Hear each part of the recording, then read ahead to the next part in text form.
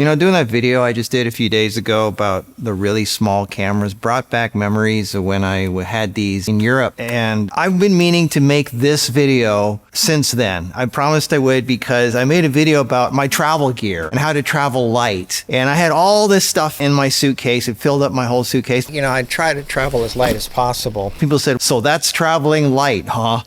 Well, I wanted to explain myself. And I thought, I got to do that. I promised you I'd make this video, so here it is. I can't believe it's been 4 years since I've been to Europe. I can't believe it's been 4 years. It goes so fast. I've still got the actual suitcase, and this is the Uniworld name tag from the cruise on there. I brought out the exact gear that I had. The idea was not that this is what I take when I go out in Europe and I have all this gear. I wanted to take all kinds of different stuff and try out different scenarios. We were on this river cruise that went through 3 countries, Germany, Austria, and Hungary. And it started at Passau and ended in Budapest. And it would stop in a different city every day. And it'd be like an old European thing with old castles or whatever. And the idea was, okay, today I'm going to take this camera with these 2 lenses and this flash. Tomorrow, when we stop at that city, I'm going to take this camera with these lenses and compare what the experience is like. Because when you're in a studio or at home, if you need to change something, it's no big deal because you just walk over to the shelf and change something. But when you're out on location, when you're out in the real world and you're on your own, it's a whole different scenario. So I wanted to know which one of these cameras is really best for taking when you're out in the world, which lenses, which lights, which audio gear, which recording thing, which wireless system, and which bag. This is normally what I take when I go to tropical places and I have my big full frame gear. This is the camera bag I use, but it's big and heavy.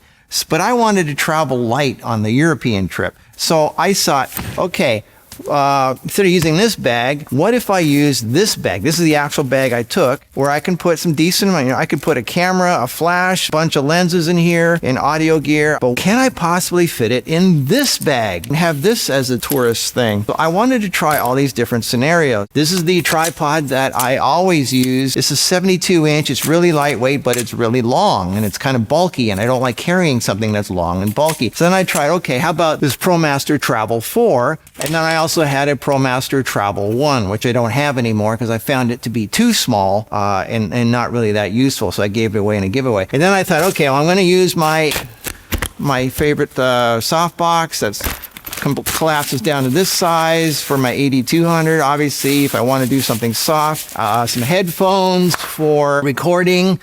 I don't use headphones anymore, but I tried to use it back then. Obviously, a white balance card, which you should never go anywhere without. And this thing actually folds down really small like this. And, you know, so that's always on my trip.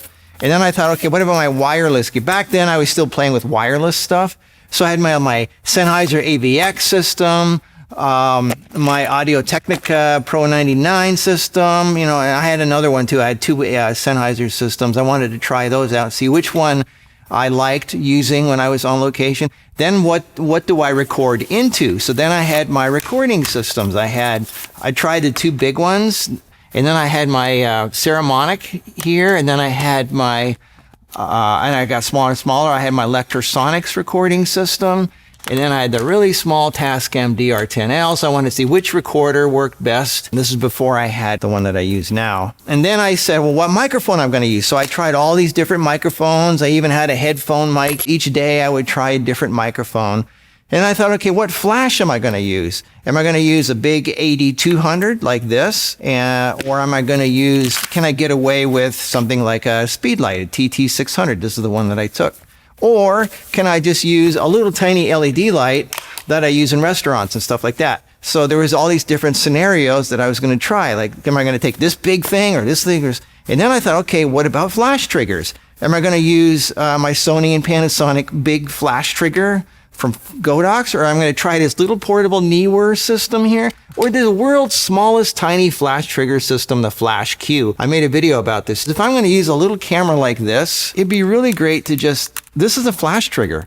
This is actually a flash trigger, believe it or not. And I thought that's really cool. Now these don't do high-speed sync, but these cameras can't do high-speed sync anyway, so I thought this would be perfect. So I tried out that scenario. Then we get into cameras. Now, I didn't take anything full frame with me, but I did take my APS-C. This is my Sony 6300. I think back then I had a 6400, which I hated. I took a Sigma 56, and then I wanted to see how that compared, because it's kind of big and heavy, to the Sony 50 1.8. I wanted to see the difference in the field, and then, of course, a wide angle, which I consider a 30, a wide angle Sigma. So that's my APS-C system. One day I would take the APS-C. The next day, this is APS-C also, I would take, this is a more lightweight camera, but kind of really cool, but it doesn't have a viewfinder. This is the Samsung NX500. And I made a video about the NX500 when I went to a castle in Germany. I'll put a link down below for that video. And I did all my pictures with and video with the Samsung NX500. And I took 3 lenses. I took the 45, the 30,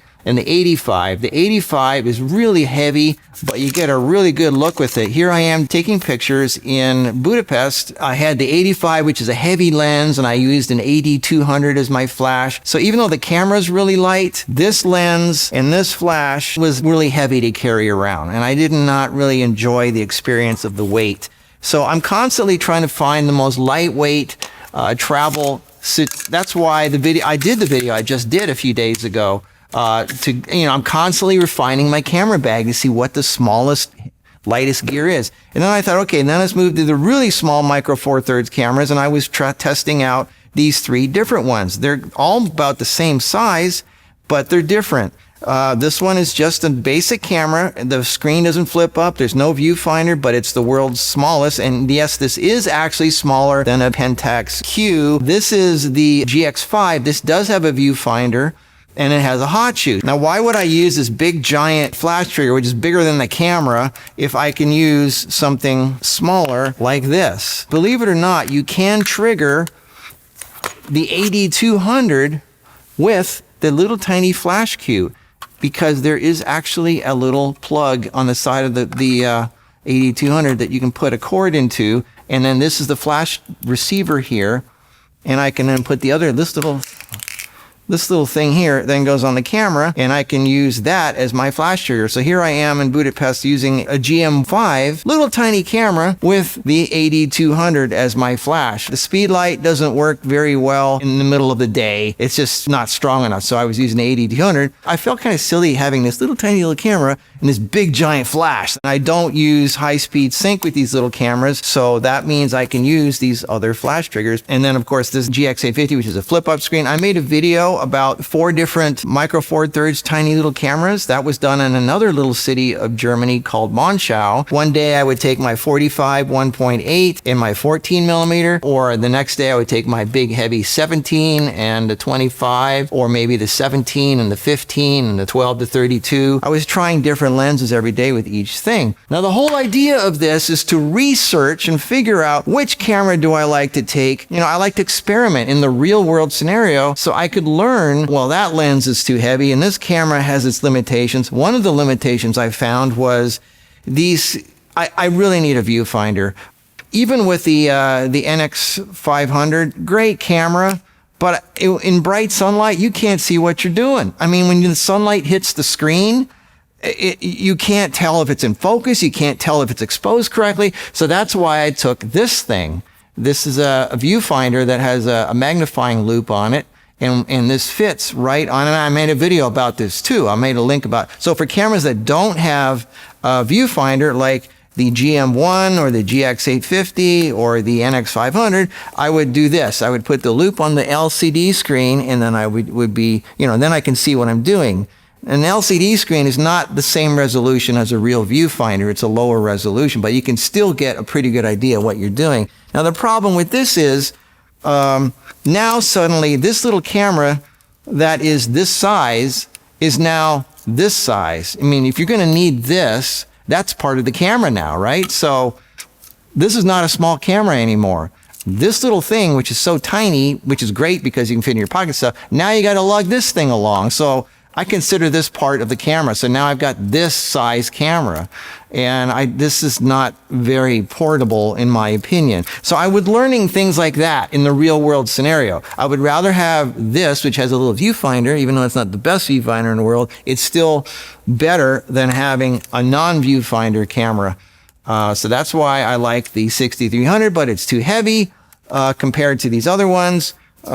See, if you're just taking pictures in your house or your studio, the back screen is fine. I mean, you don't realize how necessary it is to have a viewfinder until you're out in the sunlight, in the real world. And when seconds matter, you need to be able to really see what you're doing. And a lot of these places I go, you can't use tripods or light stands. You have to hold the flash in your hand. You got to move fast. There's tourists everywhere. There's cars driving by. You have to be able to just move quickly. You need to be really, really portable. So I was trying out all these scenarios for portability, for weight, for size. Can it work quickly? Do I have to take time setting it up? I was trying all these different things. So that's why I lugged all this equipment. This is a lot of stuff to fill up a suitcase, yes. But when I actually went out into the different cities, I only had one little camera, maybe 2 lenses, and a flash, and that was it. So this is traveling light. I kept having to explain myself in the comments section. No, I'm not taking all this stuff every day out into the world. Most of this was in the hotel room, in the ship. I just had to clear that up. It's been 4 years for me to explain this to people. And I felt like I got to do this. And I had to revisit this thing. I had to dig all this stuff out and lay it out for you so I could explain a video that I did 4 years ago. But I'm constantly doing this, and it's constantly redoing the camera bag so I can be small and portable. And I give you, it's not just for me. I also share the information with you. Like, can I get something into something this size and just have this as this is all I carry around like that, or do I carry 2 cameras, one with a telephoto and one with a wide angle, or do I just take 1 camera and a bunch of lenses and switch lenses? That's usually what I end up doing. I don't have 2 cameras with different lenses. I usually, even though there's a possibility of getting dust and I get all that, but I like switching lenses and only having 1 camera. That's just me, So anyway, I share this stuff with you. I don't use wireless anymore. I don't use these big recorders anymore. I figured out which mic I like to use the best. I don't use tripods anymore. All this, I don't use headphones anymore. All this stuff I learned from, something like this, where the best way to learn which gear I like the best is to be a scientist in the field and just take all kinds of different scenarios, and then each day I try a different setup, a different combination of things. So anyway, and then sometimes I like to just play, even though I don't need a wireless system. Playing with an AVX system is just so much fun. Or just whatever. I like to, or using these tiny little flash triggers, even though they're not high-speed sync like these things, they're just fun to use because they're so small. Or even though this camera is kind of limiting, even though I know I have limitations over something like that, I like taking this little tiny camera because it's small. So I like to challenge myself sometimes just for the fun of it. And I'm sure you understand that. So I'm rambling here. I just can't stop talking about photography. This is my hobby, obviously. I love playing with it. I like sharing it and experimenting. I'm constantly experimenting and weighing things and seeing how small I can make it. And it's just an obsession. It's just fun. I'd rather have this be my thing for spending money and time than, something that's destructive or not really, that helpful. I think this is a fun hobby and it's good for the world. So anyway, that's it. I explained myself. I got it off my shoulders. I can move on with my life now. Well, thank you for spending time with me and just chatting about, stuff like this. This is not the latest camera gear. It's just talking about the hobby of photography. All right, guys. I'll see you in the next week and have a good one. I'll see you then. Bye.